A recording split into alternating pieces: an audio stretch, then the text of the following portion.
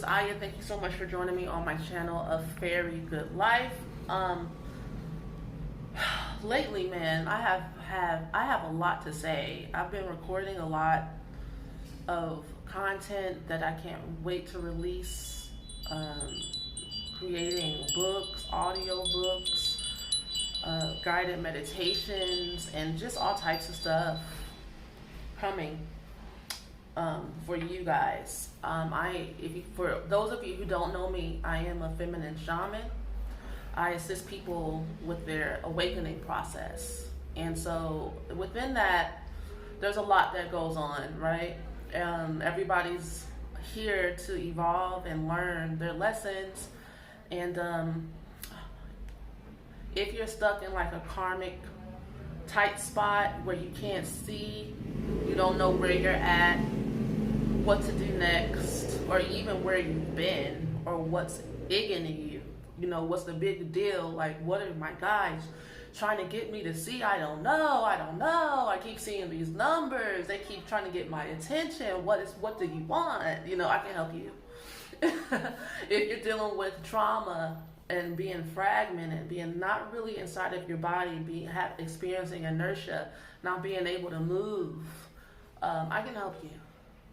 I use the modalities of trauma healing. I learned from reading lots of case studies. Actually, being here in Peru, the shamans in Cusco told me that in my past 2 lifetimes, I was a shaman.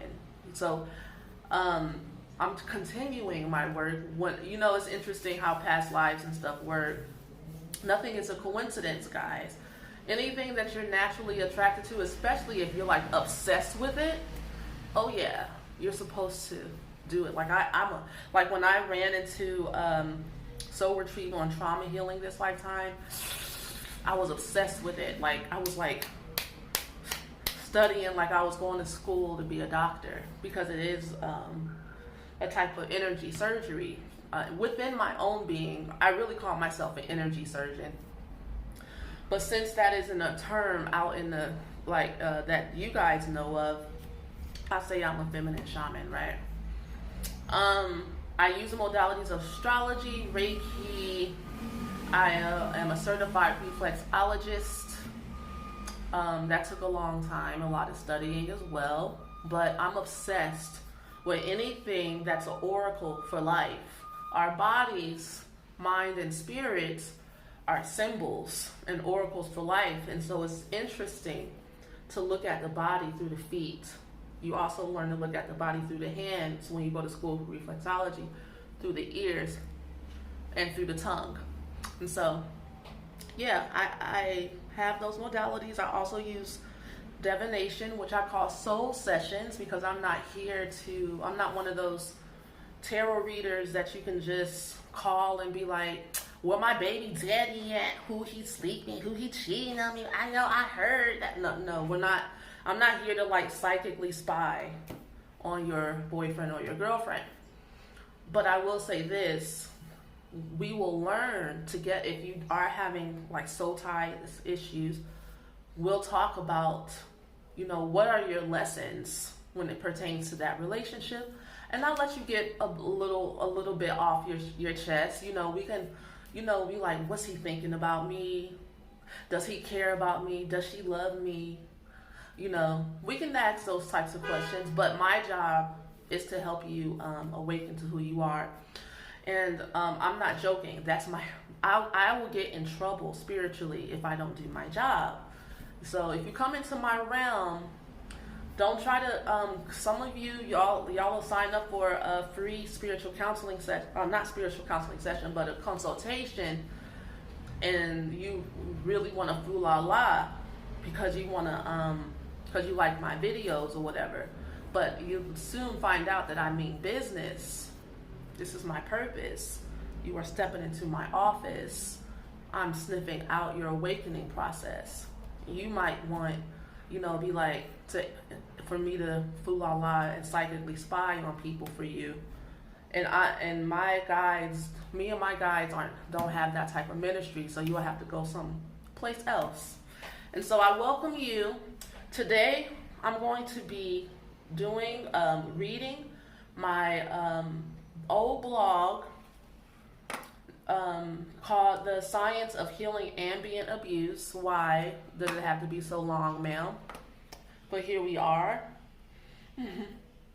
This particular blog post, close and accept, is called My Narcissistic Mother is Stalking Me.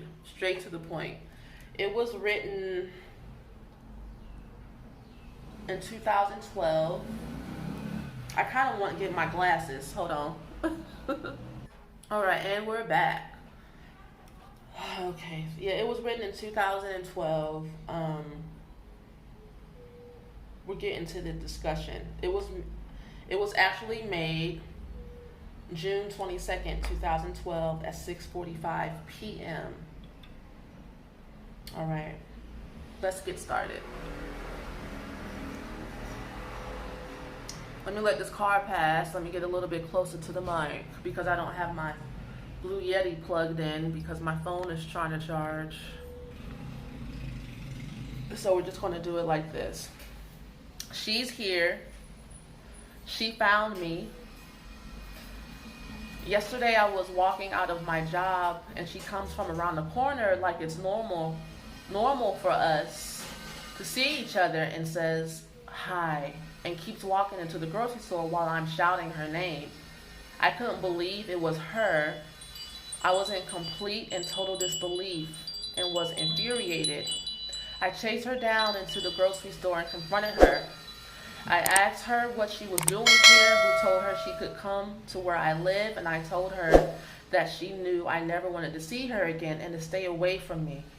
She acted oblivious and innocent, saying, "I'm just here living my life." What? I didn't tell the family, it's still in quotation marks, sorry. I didn't tell the family I was here with you, as she was hunching her shoulders and putting her arms up like she was on the defense. One of the most important things that I saw within myself is that I wasn't afraid to confront her. It was creepy, strange, intrusive, abusive, and I totally called the police when I got home. She was just so calm and normal. She is stark, raving mad, insane, murderous, envious, demonic, and she cannot be trusted. I am not buying into that innocent act for 1 second. What? Has she been following me around town? How the hell did she know that I was coming out of my job and know just when to pop up? I can't even get into that, as one of my good friends has told me, according to A Course in Miracles, that is level confusion. I can't see why the chess pieces are moving the way they are on the chessboard of my life. I went home and I cried out to my roommate in agony and despair at what the hell I'm going to do now. Intuition told me that she may pop up soon because I am individuating, and it's, in parentheses, when I say it, I am referring to my narcissistic mother. It is a better way to describe the sensation that has had a grip on my life for so long, because it not only shows up in my relationship with her, but in other areas of my life as well, in parentheses. It is losing a grip on me. My spirit seems to never be shocked and always seems to just know everything before it happens. But the animal in me, my body, was furious and in shock and ready to fight or flight. So far, after a long talk with my friend Joelle, who reminded me of who I am on a spiritual level, which was completely what I needed, my PTSD level went from 5,080 to 25. I went inside of my body. And began to deal with the real issues at hand. What I learned is that at a physical level, the level of my body, I felt the sensations of not being safe, and seeing my narcissistic mother triggered that sensation. I am feeling fearful that she could gain control over me, and that I would have no choice but to completely give up the juice. Joel, not my friend's real name, reminded me that I needed to acknowledge God in the heavenly realm to have carried me this far. I found out that my body has the sensation that God isn't near. That is what my mind makes of this sensation. So I sat with this sensation until it wasn't so dense and was able to come with these conclusions.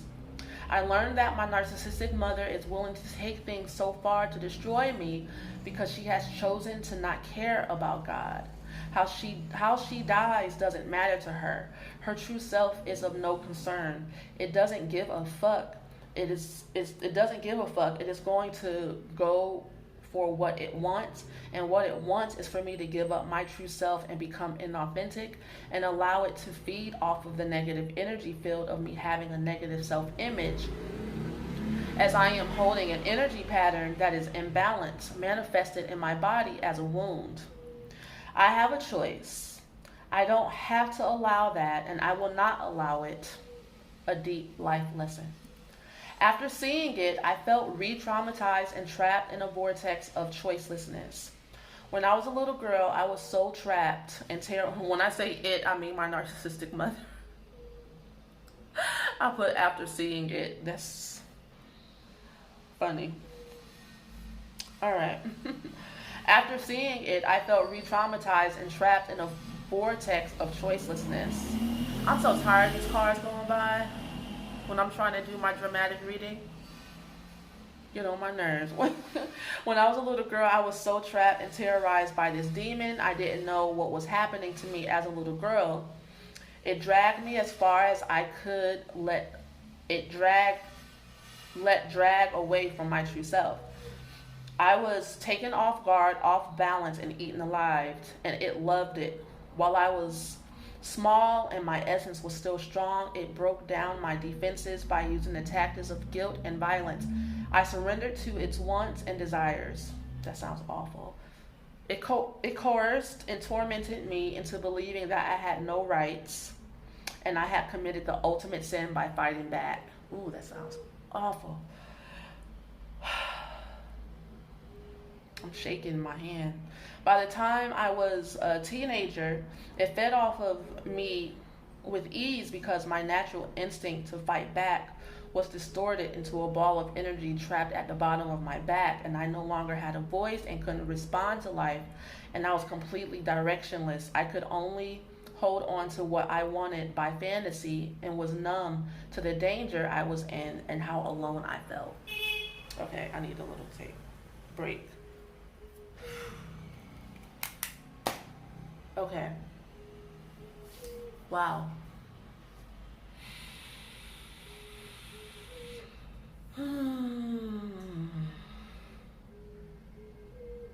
That's me. I'm talking about myself.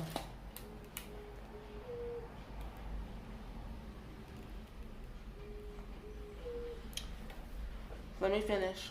I'm almost finished.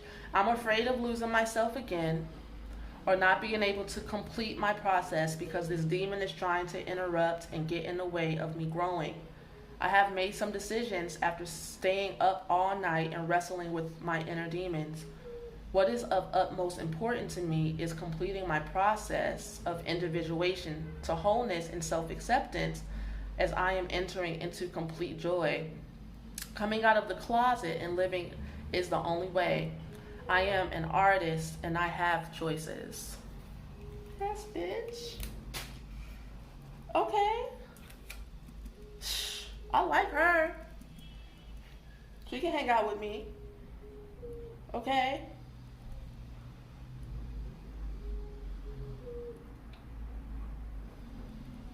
I'm looking at the comments from back in the day and some from recently. This doesn't go away. This is happening to others still, you know? I remember while I was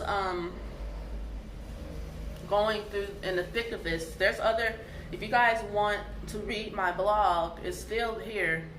I put the link in the the community tab, but I'll put it in this comment section as well. Hold on a second, guys.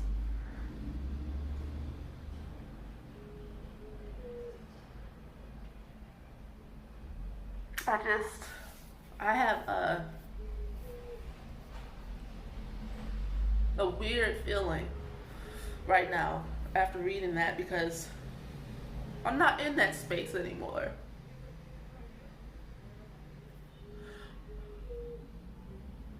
But I have compassion for myself that I had to go through that. And I'm thinking about other people that are going through it, who are in that situation and who are trying to get out.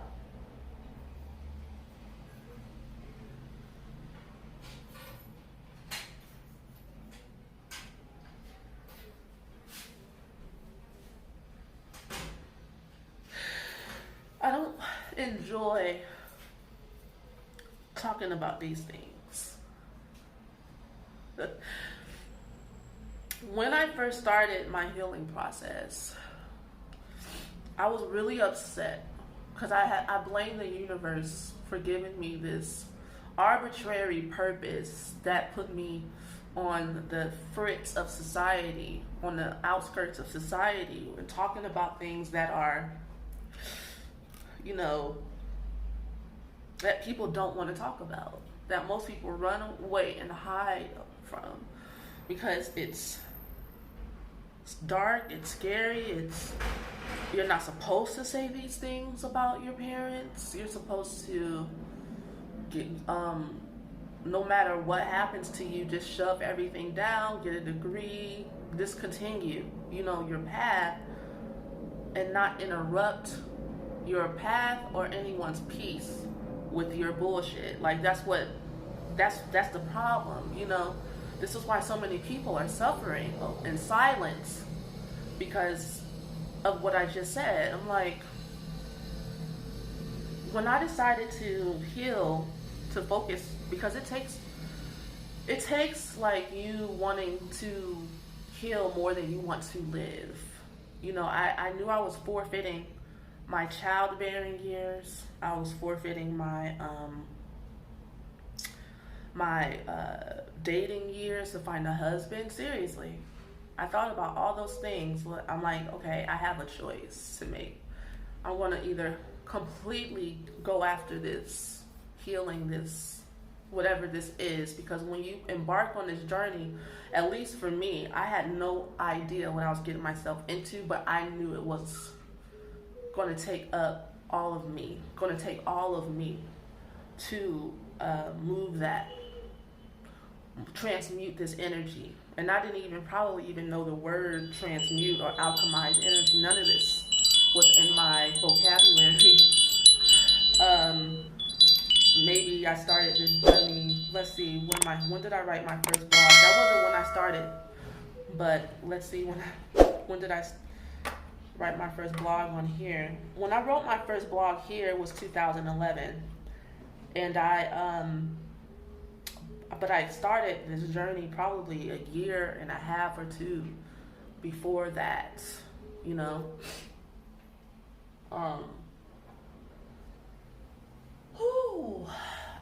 I lost my train of thought, guys. So people ask me, should I go no contact? I saw someone in the last video I made about flying monkeys, a young lady or a young man, I don't know, I'm so sorry, asked my mom, my narcissistic parent, is coming for me, after me in some ways, through school, through jobs, through work. They stalk you when you try to leave them. I call it like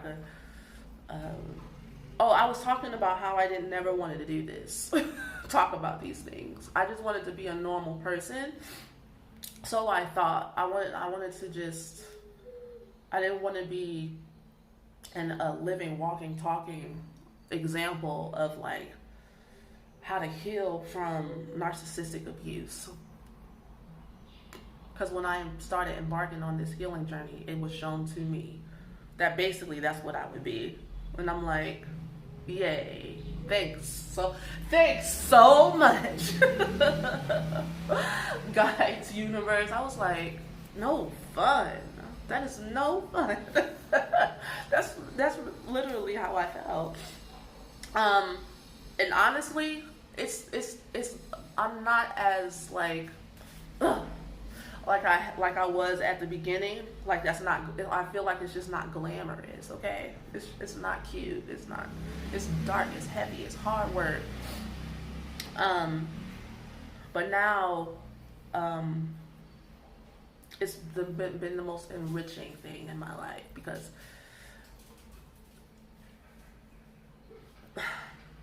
to connect back with your intimacy, I'm going to answer that question. Don't worry. I have not forgotten. To connect with your intimate parts of yourself and to help others be more intimate with themselves has been very enriching for me, because honestly, healing from narcissistic abuse is about reconnecting to your true self and having an intimate relationship with yourself and your life. And this is all part of that, like, if you read this blog. But okay, so the question, what should I do if my narcissistic parent is attacking me, stalking me? I feel like that's a question about going no contact. And like I said before in maybe other videos, I never tell anyone how to handle their specific situation, because I just feel like it's not righteous. It's not like my place. Everyone has their own way of going no contact. You can go no contact a little bit, or you can go contact a lot of it, or you can go completely no contact, which is what I had chosen to do. Because with some narcissistic parents, you can actually like reason with them, and they may respect your boundaries to a certain extent, to where you're like, okay, you start acting up, you gotta give them the stiff 4 fingers, like they're a little kid.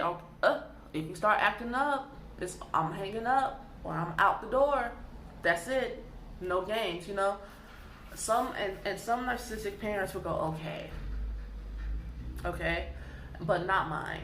Okay, she's a renegade, and she's a kamikaze, diver, and she's like, I can be bad if I want to, and nobody is gonna stop me from being who I am. And what? Okay, girl. Well, then you just go ahead and hang off that ledge, all by yourself, baby.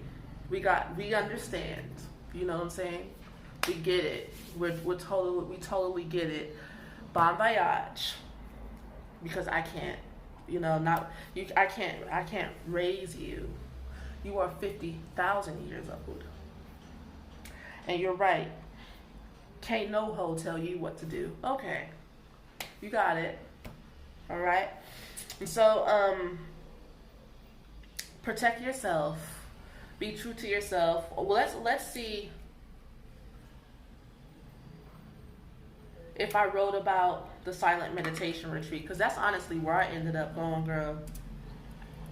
And guys, I ended up leaving. I fled myself after that. I don't think I wrote about it. Let me see.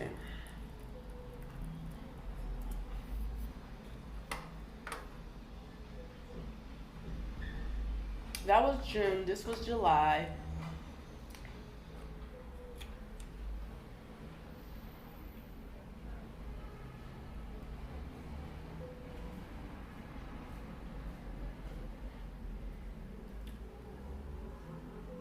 But yeah, I went to a 14-day. I fled away. I quit my job. I was a supervisor at Hancock Fabrics, one of my favorite jobs in the world, because I love fabrics and arts and crafts. My room that I was renting at the time in the condo I was staying in was filled with like unfinished arts and craft projects.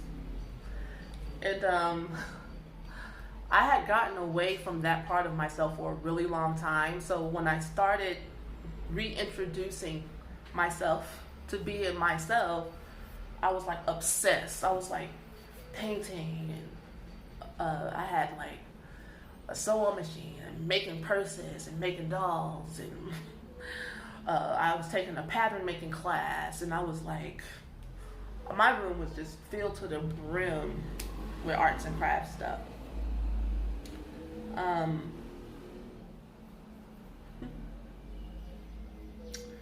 What else? What did I write? I didn't think I did. So yeah, when I went away to a silent meditation retreat, what's also missing is that I had her stalking me was so shocking to my body. I had a Kundalini awakening. And you can be traumatized into a Kundalini awakening, just to let you guys know.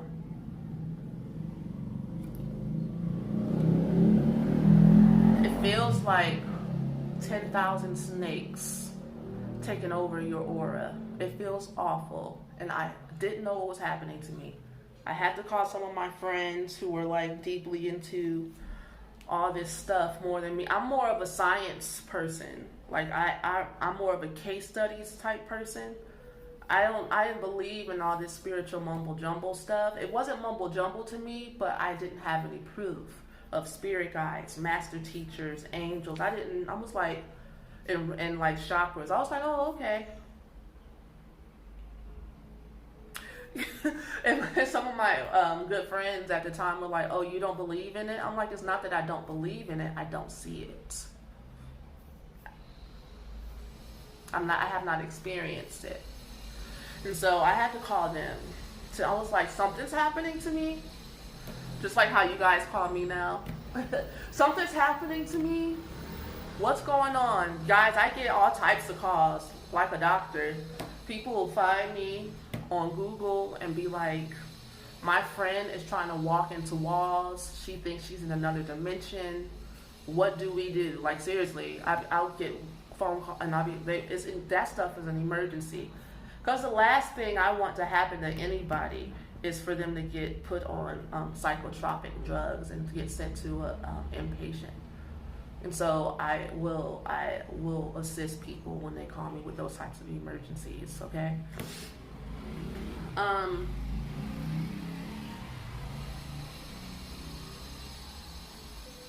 so when I went to the silent meditation retreat, it helped soothe my Kundalini awakening symptoms.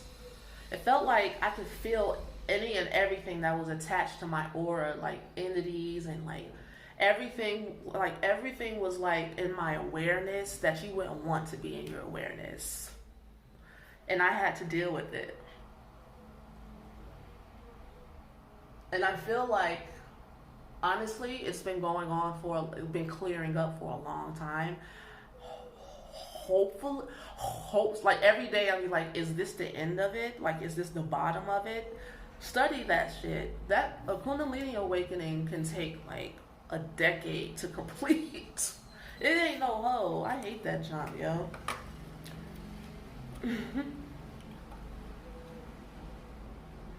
Y'all be going after stuff, and see, this is my wisdom. People be chasing after things in the spirit world, and you don't know what you're chasing. My wisdom is to face things as they come up. Take it like day by day, layer by layer. Don't try to force any type of experiences. If it's for you, you'll have it. You'll have it. You don't have to like beat it. Like, you don't have to. Don't do that, because you don't know what you're calling into your space. If you don't know what you're doing, just stick to what. So that's why in my spiritual counseling intake form, I ask people, what's triggering you right now? Because that's really what you're supposed to be healing and dealing with. Okay? Let's see. Did I talk about...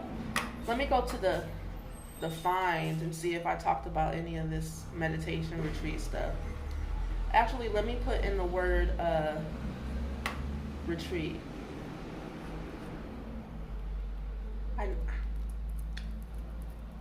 Yeah, so my advice is to like get out. of the way. If you can't handle standing, if you don't know how to stand up for yourself. The reason why I ran away is because I wasn't ready to deal with her every day. I just was not strong enough yet. My energies weren't neutralized all the way yet. Like, do you see how I reacted? I chased after her down the parking lot. I didn't put in the blog, but I was yelling at the top of my lungs at her in the store. I was like, God is angry with her. And anytime I get God is angry, time stops. Because I remember I was hollering at her. And it was weird because nobody was looking at us, or it seemed like people couldn't see me, couldn't see what was going on. And that usually happens when I get like, God is angry and I turn into Goku and my hand turns blind and like the ground lights on fire or where I'm walking. I was that mad. I was Mars in the 12th house angry.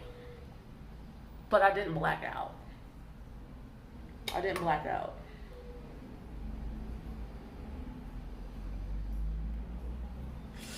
Retreat.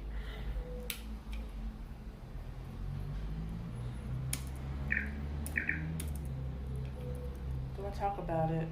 So now, this is this is July 17th, 2012. So now I am off to a silent retreat, which is such a poetic love story to myself, from myself, because I feel like I am coming into a new dawn of my experience. I don't believe there will be any more rants, because my new question to myself when I experience something that is uncomfortable is, why did I create this? And what can I learn from this? That's probably the only time I mentioned the word retreat in this blog, when I'm off to the retreat. So I left to go to the retreat July 17th, and the incident happened June 22nd. Okay? And then when I got back, I moved further away from the city. I live in Atlanta. I moved further away from the city, away from her, to the country somewhere where I was feeding horses every day, feeding horses apples. So that's how I do it. That's how I did it. If my mom ever did that shit to me again, I will fuck her up. Like, seriously. I am strong enough to do what I gotta do now. I'll be like, if you don't get your stupid ass away from me, peace out. Like, my energy is way different. So she wouldn't even really do that, because narcissists are punks. They only really mess with you when they know that they are messing with you. You know what I'm saying? And that's why it's so important to do the trauma healing work. Sign up with me. What are you waiting for? It's time. And if you need a sliding scale, let me know, because while I was healing, I didn't have any money. And there were some people that let me have a sliding scale when I lay down on their tables, or went to psychologists and trauma healers and energy healing, all types of stuff, dance therapy, Tai Chi. Some people gave me scholarships, some people gave me sliding scale, and some people I had to just simply like save up money for, if it was something important, if it was that important. Like the somatic experiencing, the trauma healing I went to, there was no sliding scale. I had to save up for it. Okay? And it was like $200, $250 for the first session. Or something like that. No, 200. Yeah. And it's worth it. And when I need, I also had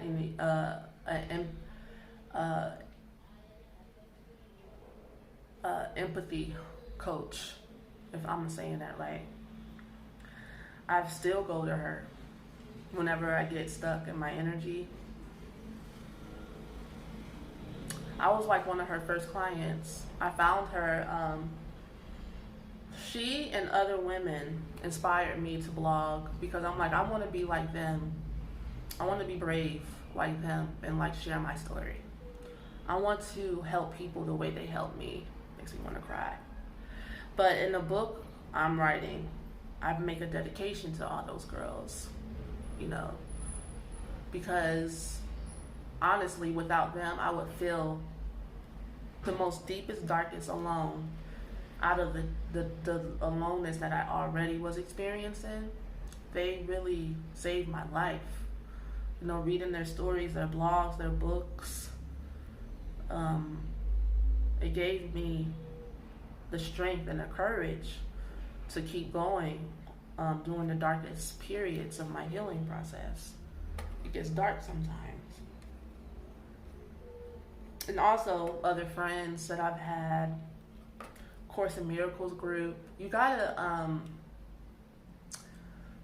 you can't do this by yourself. People who are trying to do this by yourselves, you can't. You know, you need support. And just in life in general, everybody needs support.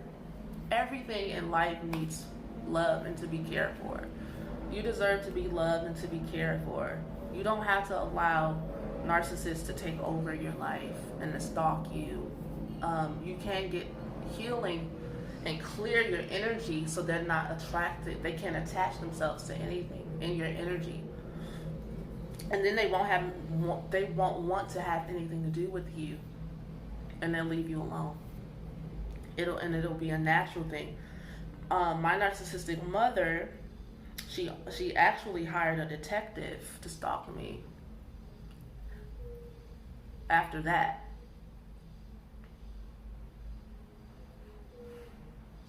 she does stuff like that. I've seen her do that to other people too. Like, she thinks she's entitled to people's life and information about them. And at the time, I was staying with my boyfriend and his family. And I didn't want to live by myself after that for a little while because I was afraid. And I didn't even really tell anybody what was going on because I didn't want to scare anyone.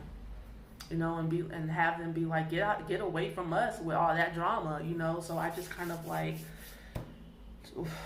just hid out around people, you know, and I just stayed in my healing process the whole time.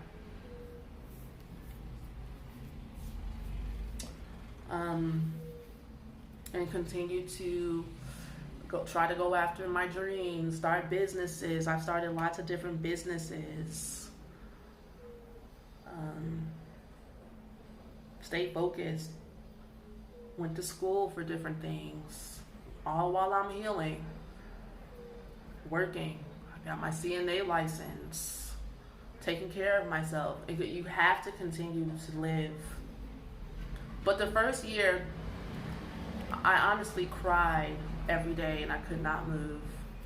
And I got on my cousin's nerves. Thank God for my cousin and our best friend, Quentin.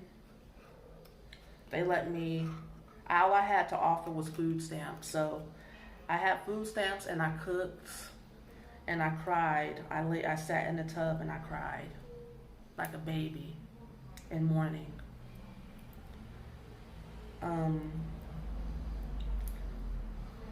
Nobody gave me permission to go take that path. I decided that I was going to take it, and I knew I would get on people's nerves for a little while, but I was like, I need to do this. I have to, or else I'm not going to be my true self and live my real life.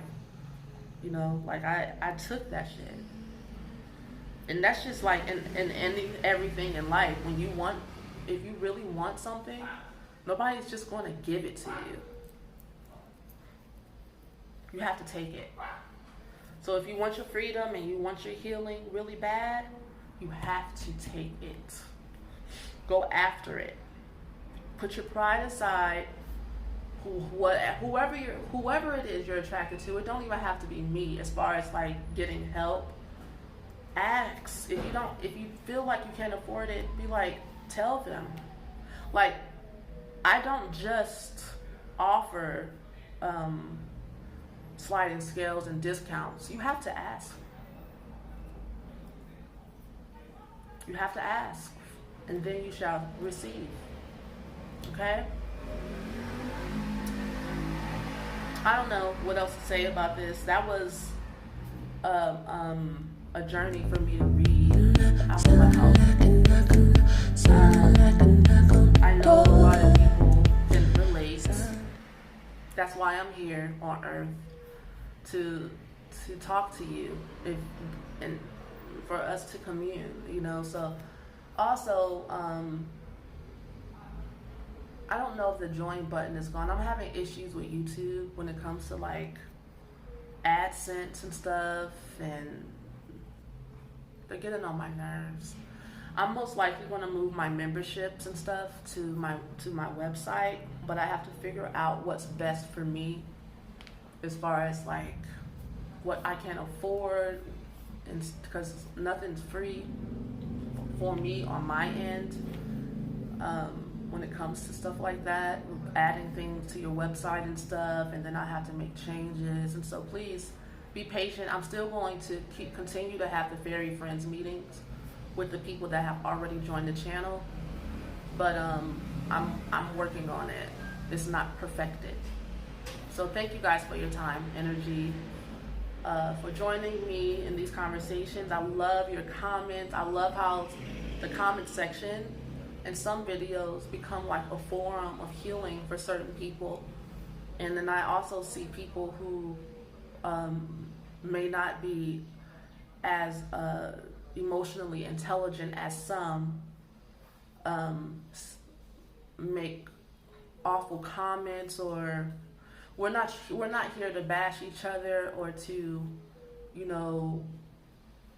not anything that's unloving, as A Course in Miracles says, is a cry for help. And so that's why I don't really truly get into it with anyone. I let other people do that because y'all get in people's asses, and I appreciate it. It's needed sometimes. I'll talk to you soon. Peace.